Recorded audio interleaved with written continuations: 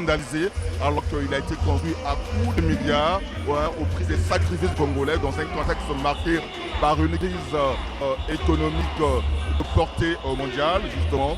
Mais le Congo, à travers Denis Sassou Nguesso, a consenti d'énormes efforts pour construire ce stade. Le stade a été vandalisé. Il a fallu donc une vraie vision, celle du président Denis Sassou Nguesso, qui a pensé capitaliser cet événement pour donner, n'est-ce pas, un certain éclat à ce stade, pour réhabiliter ce stade qui reçoit donc plus de 60 000 personnes. Parce que je rappelle que d'autres personnes sont encore dehors, à une foule immense, et certaines personnes sont, comme vous constatez à travers les images, ici autour du stade, enfin autour du terrain de jeu. C'est-à-dire que nous avons plus de 60 000 personnes qui sont venus assister à cette belle cérémonie qui s'annonce.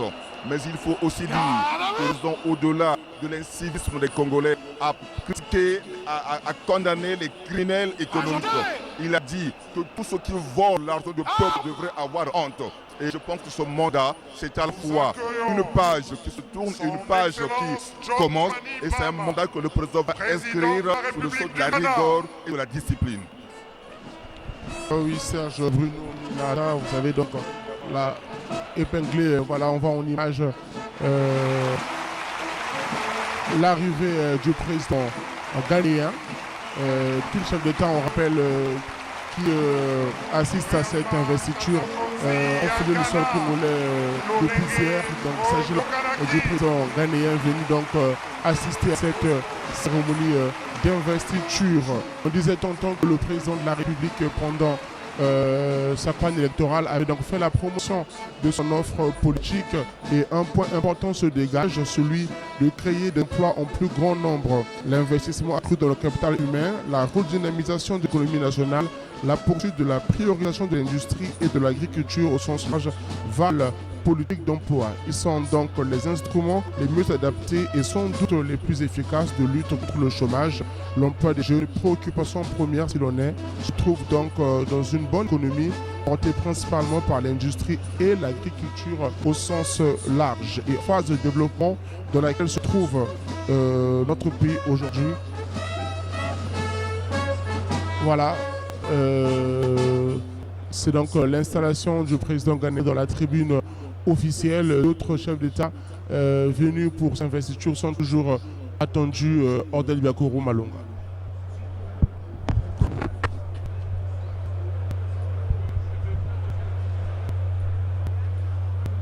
Nous venons là justement d'assister à l'installation de l'une des personnalités de marque invitées par le président de la République, Denis Sassou Nguesso. Le temps de cette cérémonie d'investiture, on rappellera que le Ghana compte parmi les démocraties, en tout cas c'est un modèle de démocratie sur le continent, avec pour capitale Accra et une population estimée à plus de 22 millions d'habitants. Il faut dire que le Ghana a une superficie de 238 540 km². Et pour l'histoire, il faut retenir que la fête nationale est célébrée le 6 mars.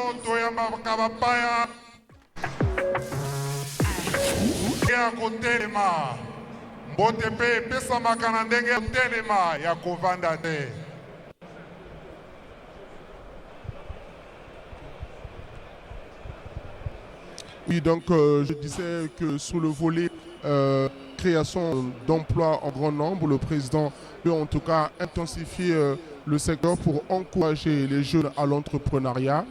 Puisqu'on parle de jeunesse, il est important de souligner la création de plusieurs conseils consultatifs. On va parler de la jeunesse, et en image, les délégations continuent fouler le tapis rouge érigé ici au stade de l'Unité, vu donc assister à cette investiture. Voilà un autre diplomate venu donc pour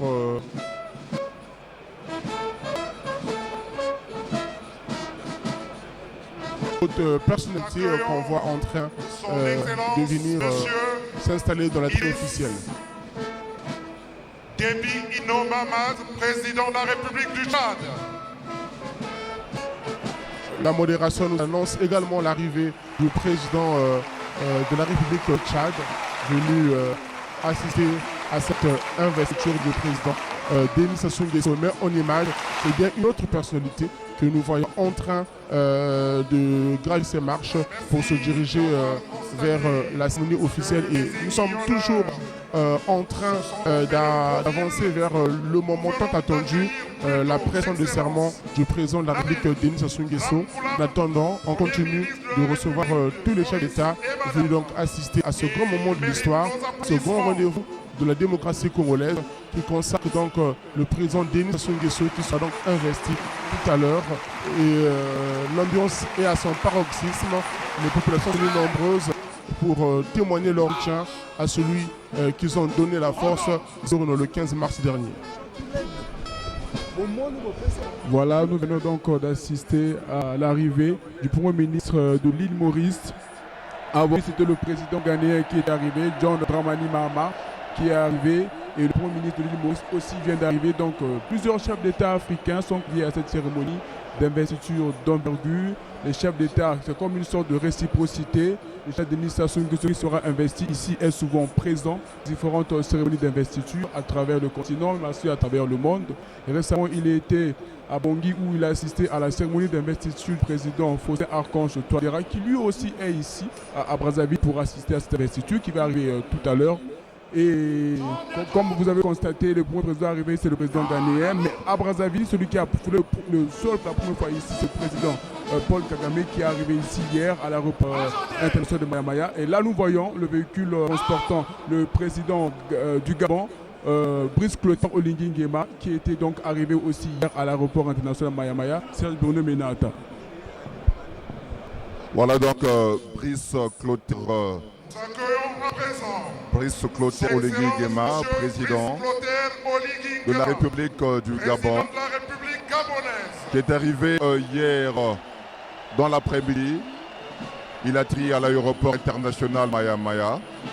Et il faut dire que le président gabonais est chez lui ici, parce qu'entre le Congo et le Gabon, au-delà de relations de coopération diplomatique, ce sont des relations de famille qui se sont installées depuis des années. Et je rappelle que Brice Clotaire Oligui Nguema a eu aussi à passer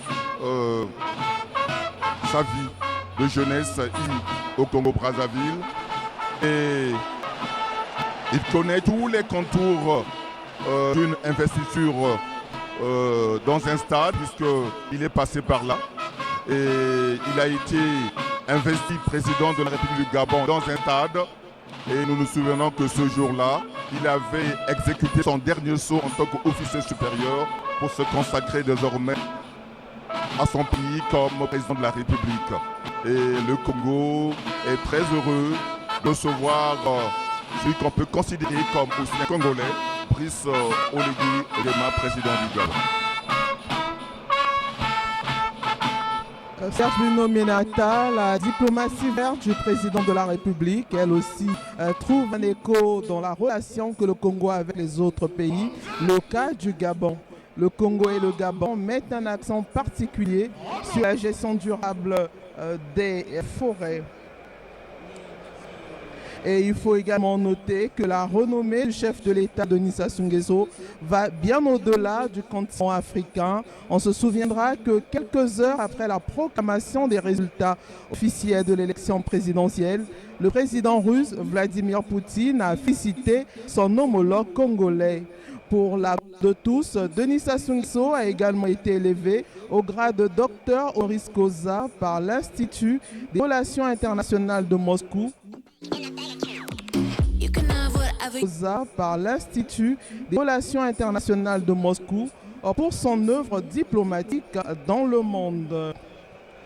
Le chef de l'État, Denis Sassou Nguesso, on ne le dira jamais assez, est une figure marquante de la scène africaine et un médiateur hors pair.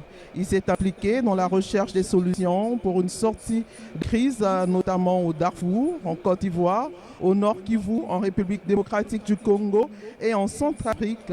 Et en tant qu'ancien président en exercice de l'OUA, Organisation de l'Unité africaine et l'Union africaine. Il a marqué et continue de marquer la scène politique africaine, notamment avec la création du Fonds africain et des actions contre l'apartheid en Afrique du Sud.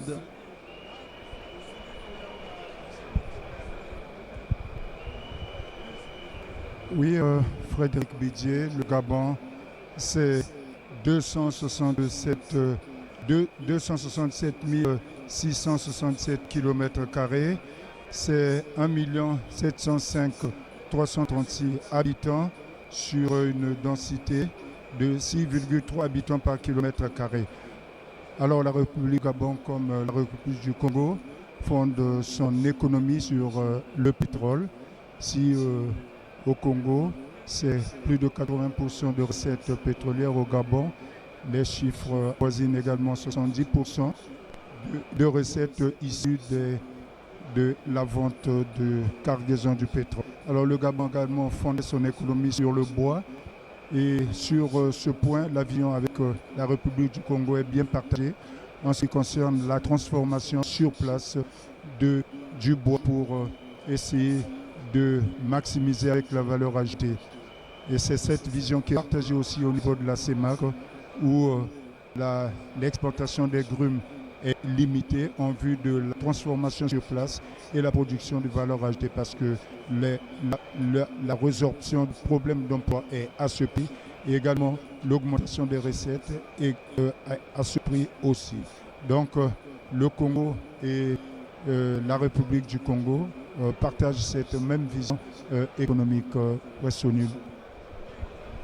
Oui, Ben Opena, le président de la République, met un accent particulier pour maximiser les chances d'emploi des jeunes, et il veut mettre donc en place pour le quinquennat prochain un vaste programme national d'apprentissage avec des centres publics et privés d'apprentissage dans tout le pays, dont au moins un centre public. L'affectation des canaux pour la traduction.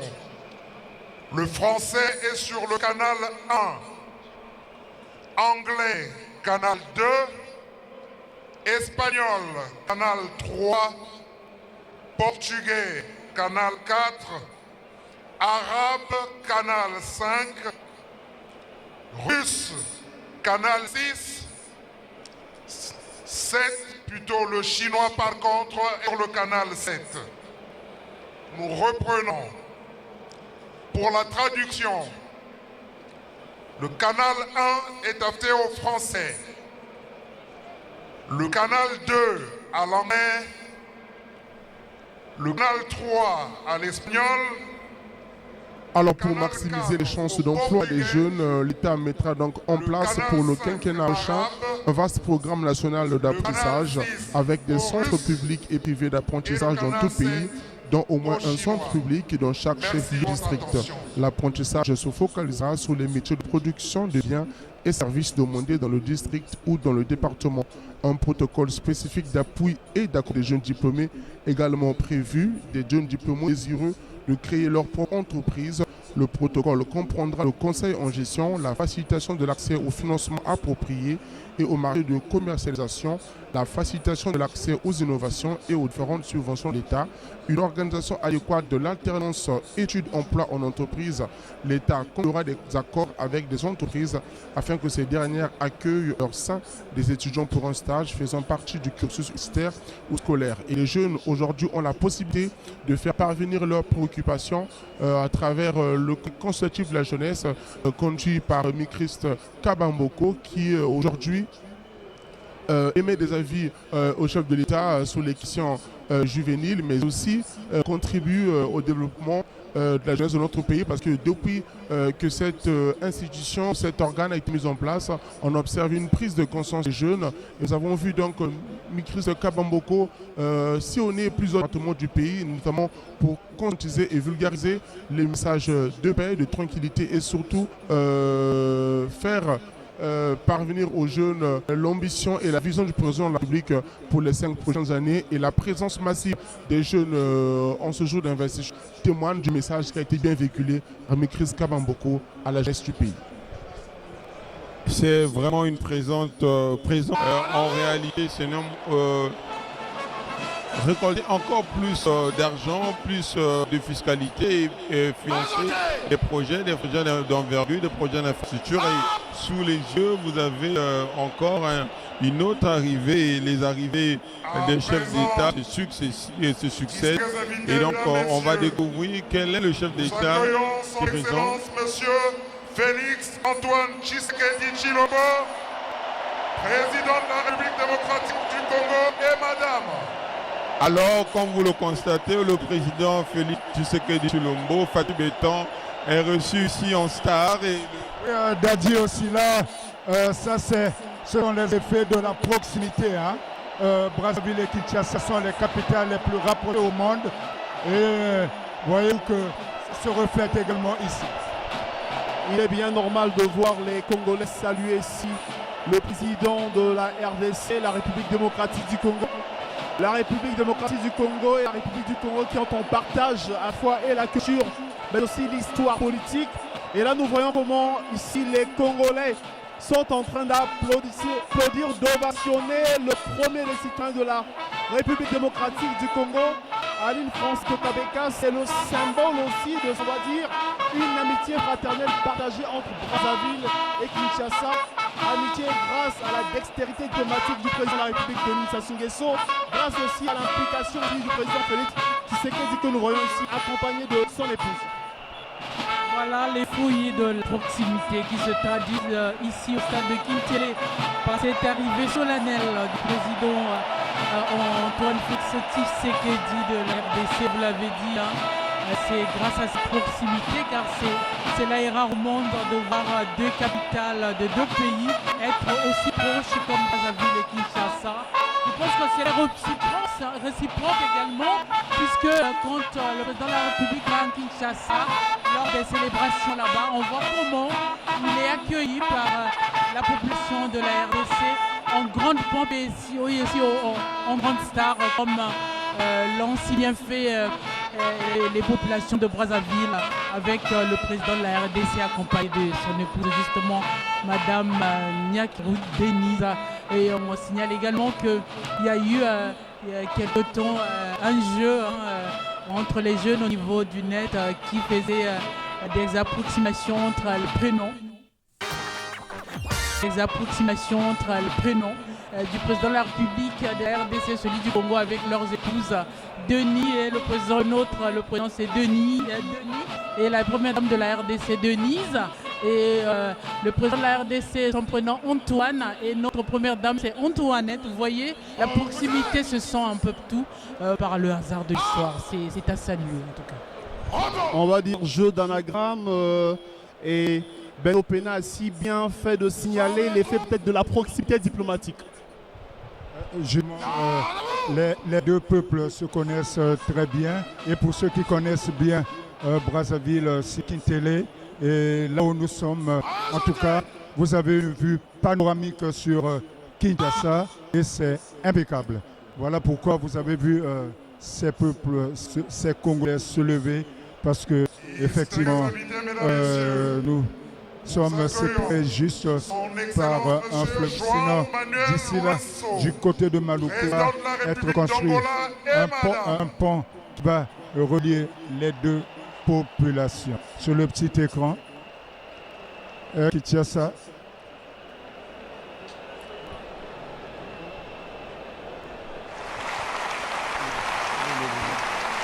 C'est l'arrivée ici du président angolais.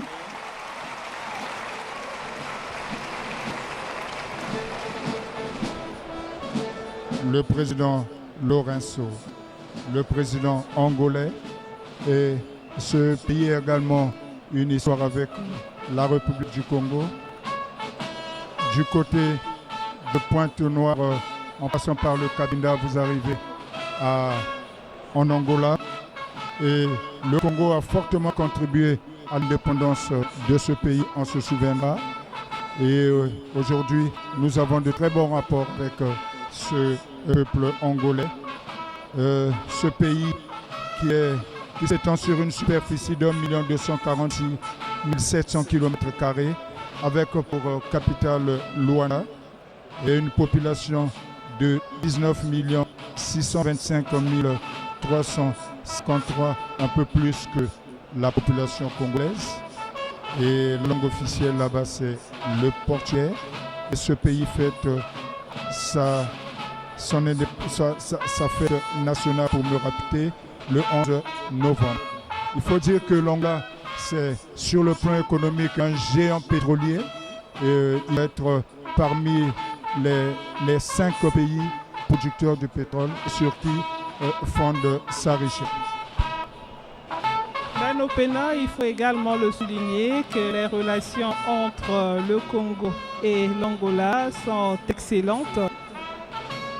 Le Congo est frontalier à l'Angola par le département du Niari et de même que par le département du Kwilu.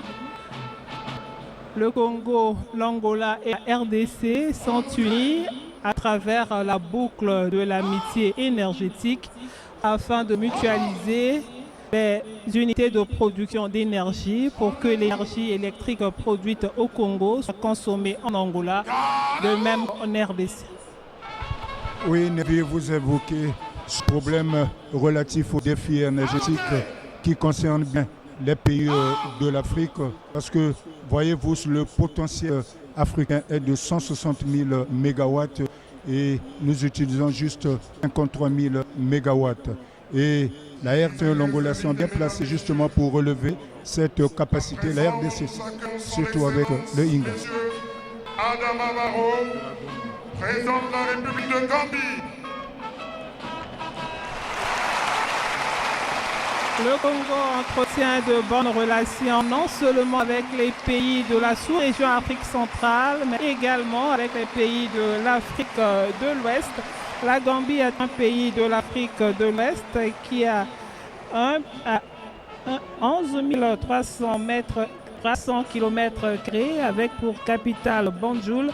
Sa population est estimée à 1 967 709. La densité de 174,1 habitants au kilomètre carré. La langue officielle est l'anglais. La fête nationale est célébrée le 18 février. La devise gambienne est le Dalasi avec pour indicatif téléphonique le 220. La pluralité des chefs d'État africains qui arrivent en ces lieux ne traduit qu'une seule chose: les bonnes relations entretenues entre ces États et notre pays, le Congo, dont la diplomatie ne cesse de rayonner au niveau international. Oui, Nevi, à propos du président gambien Adama Barrow, il faut indiquer qu'Adama Barrow est arrivé au pouvoir le 19 janvier 2017 et il a été réélu pour un deuxième mandat en 2022. La prochaine élection présidentielle en Gambie est prévue en décembre 2026, donc juste dans quelques mois. La République. L'arrivée en grand nombre des différents chefs d'État africains à la ville traduit également l'état de santé de la diplomatie congolaise qui se porte très bien. Le Congo est en bon terme avec tous les États. Le Congo a des relations d'amitié et de fraternité avec tous les États africains. Et le président Denis Sassou Nguesso, qui sera donc investi aujourd'hui, a également lui aussi, sur le plan personnel, des relations d'amitié avec de nombreux chefs d'État africains. On peut comme les citer par exemple le président de l'équateur-guinéen Théodoro Ndima Bazogo. Et là on nous signale l'arrivée du président des Comores, Azali Assoumani, qui est arrivé aussi depuis hier ici à Brazzaville. Le président des Comores, Azali Assoumani, qui est aussi il y a quelques années président en exercice de l'Union africaine. Et aujourd'hui, l'Union africaine est dirigée par le président burundais Evariste Ndayishimiye, qui est également aussi à Brazzaville, qui va arriver dans quelques instants. Donc c'est une cérémonie d'envergure nationale, c'est aussi une cérémonie internationale, une cérémonie qui reflète l'image de la diplomatie congolaise, une diplomatie agissante, une diplomatie qui se porte très bien, parce que ces différents chefs d'État en fonction, et même les anciens chefs d'État qui sont arrivés ici, ça prouve que sous le plan même personnel, Denis Sassou Nguesso a de race sur le plan continental et même sur le plan mondial. Donc le président de l'Union des Comores, le président Azali Assoumani est arrivé hier par l'aéroport international Mayaya dans l'après-midi.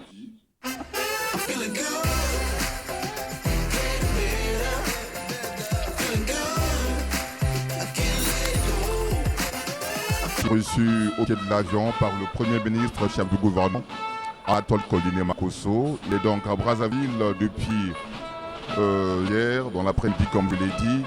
Et c'est sa présence, c'est l'expression de cette bonne coopération, cette bonne diplomatie qui existe entre le Congo et l'Union des Comores. C'est aussi l'expression des relations de fraternité entre le peuple congolais et les habitants de l'Union des Comores. Il est également important de noter que l'Union des Comores est un membre actif de l'Union africaine depuis le 18 juillet 1975. Le pays a marqué son histoire au sein de l'organisation en assurant la présidence en exercice en 2023 sous la direction du président Azali Assoumani, une première pour l'archipel. Les Comores contribuent activement aux débats continentaux et à la sécurité aux côtés du Congo, avec un taux de participation de 25,99% à la récente élection présidentielle. Le peuple congolais aujourd'hui a librement exprimé son choix en témoignant solidarité et son soutien au régime, je l'ai dit tout à l'heure, démocratique du Congo.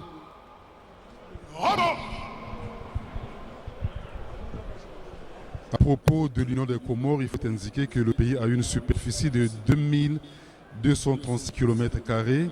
Il a pour capitale Moroni et la population est estimée à 780 971 habitants. Le pays a une densité de 349,2 habitants au kilomètre carré. Et les langues officielles sont le français, l'arabe et le comorien. La fête nationale dans ce pays a lieu le 6 juillet. Et le pays a pour monnaie le franc comorien. Son Excellence, M. Faustin Archange Touadéra, président de la République centrafricaine. Voilà, à l'instant, la veille du président Faustin Archange Touadéra de la République centrafricaine, un pays frontalier au Congo. Faustin Archange Touadéra est arrivé hier à Brazzaville, hier après-midi à Brazzaville, et la République centrafricaine a une superficie de 622 984 km². Elle a pour capitale Bangui et la population est estimée à 5 391 539 habitants. La cité c'est 8,6 habitants au km². Les langues officielles c'est le français et le sango. La fête nationale dans ce pays est célébrée le 1er décembre et la RCA comme le Congo font tous partie de la CEMAC, la communauté économique et monétaire de l'Afrique centrale. Donc ils ont en partage le franc français.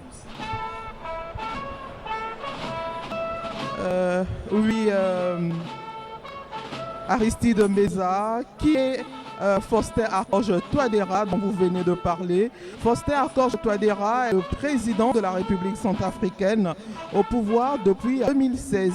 Il a été réélu en décembre dernier, investi le 30 mars 2026 pour un troisième mandat de 7 ans au cours d'une cérémonie à laquelle a pris part le président Denis Sassou Nguesso, avec qui il entretient une relation d'amitié et de coopération. Mathématicien de formation, il a axé sa gouvernance sur la continuité des réformes et l'investissement social. Il est né en 1957, il a été recteur de l'université de Bangui avant de devenir Premier ministre en 2008, Premier ministre entre 2008 et 2013, puis président. Son nouveau mandat est marqué par une coopération renforcée avec la Russie, notamment pour la formation de l'armée et la sécurité, et le Congo pour assurer la sécurité le long de la frontière commune Centrafrique-Congo et lutter contre l'insécurité. Qui plus est, le président Denis Sassou Nguesso s'implique activement dans le processus de paix en RCA et ce depuis plusieurs années. Denis Sassou Nguesso, le président de la République Congo, est un acteur diplomatique majeur en Afrique, prônant le multilatéralisme pour résoudre les crises. Oui, Brice Aristide Mbeza, vous avez dit que la RCA fait partie de la CEMAC comme la République du Congo. Effectivement, le président Touadéra fait partie de cet ensemble et œuvre également aux côtés du président Denis Sassou Nguesso pour les défis qui concernent les infrastructures dans le cadre du programme de réforme économique et financière de la CEMAC, dont le président Denis Sassou Nguesso est le président dédié. Il a d'ailleurs participé à un appel de fonds à Paris pour justement la construction des infrastructures dans le cadre des projets prioritaires, la deuxième phase des projets prioritaires inscrits au niveau du programme de réforme économique et financière de la CEMAC. Parce qu'ils ont tous compris qu'aujourd'hui, sans infrastructure, aucun développement. Et le président de la République l'a rappelé que nous ne pouvons pas aller à la zone de libre-échange continentale sans avoir résolu le problème des infrastructures. Donc, Touadéra, qui fait partie justement de la CEMAC, a porté cette voix au niveau de Paris auprès des bailleurs de fonds pour justement mobiliser les fonds nécessaires à l'exécution de ces projets prioritaires inscrits dans le cadre de la CEMAC. Oui, Ben Opena, juste un mot à propos du professeur Faustin Archange Touadéra. Il faut indiquer que tout récemment, il a eu à être investi pour un troisième mandat dans son pays. La cérémonie d'investiture a également eu lieu au stade de Bangui. À son sujet toujours, il faut indiquer qu'il est professeur de mathématiques et malgré ses charges de président de la République, il continue à donner des cours de mathématiques à l'université de Bangui. Oui, vous avez donc rappelé son investiture au stade de 20 000 places, contrairement à celui-ci qui compte 60 000 places. L'occasion également de rappeler que la relation entre la République centrafricaine et la République du Congo est caractérisée par une proximité géographique, historique et une diplomatie forte. Voilà donc le président Paul Kagame du Rwanda, qui est d'ailleurs le premier à atterrir à Brazzaville par l'aéroport international Maya. Il vient donc et aussi de par sa présence d'éclat de sa cérémonie, mais aussi témoigner de l'amitié du peuple rwandais au peuple congolais entre le Congo et le Rwanda. C'est une opération qui a été scellée en 1976 et qui a été dynamisée en 2010 et qui concerne plusieurs secteurs, notamment le secteur agricole, le secteur des mines, le secteur de l'industrie. Et Paul Kagame est arrivé pour la dernière fois au Congo en 2022. C'était dans la Oyo, au cours d'un séjour de 72 heures. Il a eu un tête-à-tête avec le président Denis Sassou Nguesso pour réaffirmer justement cette coopération dynamique entre le Congo et le Rwanda dans plusieurs secteurs. Et ce séjour s'était soldé par l'adresse du président rwandais au Parlement congolais réuni en congrès. Voilà, nous venons suivre l'arrivée du président de la République rwandaise, Paul Kagame, chef d'État avec qui le président Denis Sassou Nguesso entretient des relations cordiales plutôt. Et donc, il y a eu des accords qui, bien entendu, le développement agricole se font avec le pays. Et donc, aujourd'hui, vous avez toute l'Afrique, vous avez cette Afrique inclusive, cette Afrique où bien sûr, le projet de la ZLECAf doit passer et qui doit permettre à ce qu'il y ait fluidité bien entendu, des biens et des personnes et surtout que le développement inclusif plutôt en Afrique se fasse de façon harmonieuse. Le Rwanda, il faut le dire, est une réussite économique au niveau de l'Afrique et le président rwandais, il faut le dire, qu'il est parmi les visionnaires de la mise en place de la zone de libre-échange continentale africaine. Et le Rwanda aujourd'hui met parmi ses priorités les nouvelles technologies d'information et de la communication sur le plan sanitaire également, ce pays est cité. Oui, Ben Opena, à propos de Paul Kagame, il faut retenir qu'il est président de la République depuis le 24 mars 2000, après avoir été vice-président et ministre de la Défense de 1994 à 2000. Il a été président de l'Union africaine de 2018 à 2019. Le Rwanda a une superficie de 26 338 km². Il a pour capitale Kigali. Sa population est estimée à 12 661 733 habitants. Superficie 480,7 km². Langue officielle Kinyarwanda et le français. Président en exercice de l'Union. Le lieu du président Évariste Ndayishimiye, président en exercice de l'Union africaine. Il est président du Burundi. Et que peut-on retenir à propos du Burundi? Oui, Burundi, c'est 27 834 km² de superficie.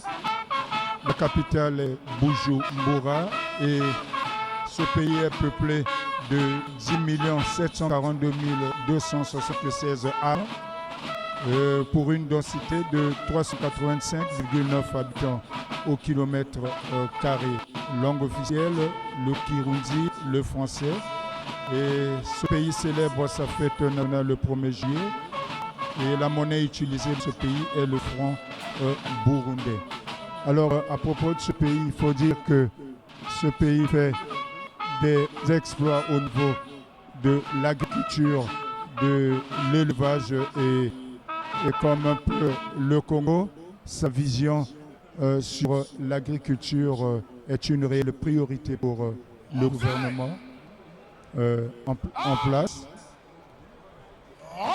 Et comme le Congo, ce pays mise sur la diversification de la base productive.